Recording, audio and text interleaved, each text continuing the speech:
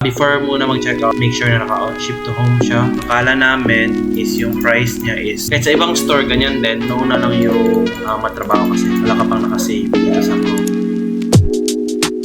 Hi team, good morning. Para ma-make sure natin kung magkano ba talaga yung individual price ng mga products. Okay? Kasi kagaya nito, akala namin is yung price niya is 28.99 plus 0.7 lang. 28.99 plus 0.7, which is profitable talaga siya. Pan checking out, kulang pala yung profit. Okay? So, napakadali lang naman. Una-una lang yung medyo matrabaho. Need nyo lang mag-save yung details after mag-input ng information sa Chrome browser nyo. So, punta tayo dito sa source, sa supplier. Actually, mismatch din to, pero napansin. Magkaiba yung model number. So, pero yung topic natin dito is sa pag-checkout. So, make sure na nakaka-add tayo ng at least 10 units lang. Pwede, gawin yung 20 kung meron. So, try mo natin kahit 10 units. Then, click add to cart. Then, view cart and checkout. So, yung nalagay ko lang dito is dumoble na. May remove ko tong 15. Make sure na available yung for shipping niya. So, click nyo yung for shipping. And then, click checkout. So, from 28, nagiging 33.99 na siya dito. Hindi ko lang sure if meron tong promo code.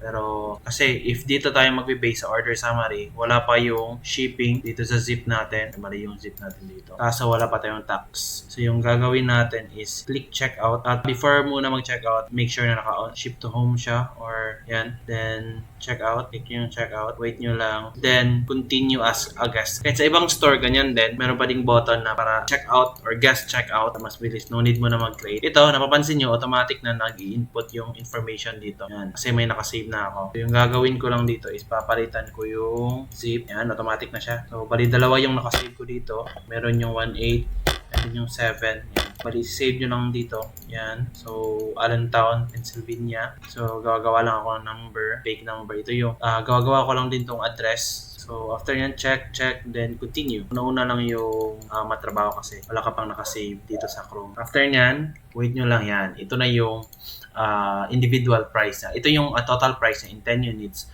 or sa individual price niya is 37.73. Or may divide natin para at least makita na.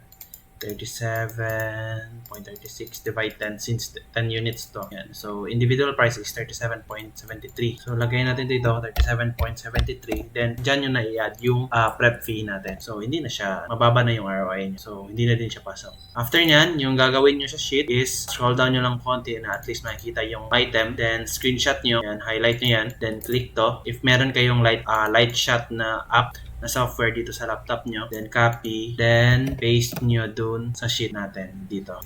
Yan. Then, isa pa, may dinagdag din kami, UPC number. Yung UPC number nandito lang sa SAS. Copy nyo lang, click, tapos copy, paste. Yan lang. Okay? So, para at least alam namin kung magkano ba talaga yung individual price. Make sure sa screenshot nyo nakikita yung address, yung zip, tapos yung product. Okay? Para kasi magkaiba yung tax per state kasi sa US. Iba-iba yung mga tax nila. May iba 7%, o iba ay 6, may 9. So, nakadepende yun. To make sure nakalagay yung zip natin, yung address.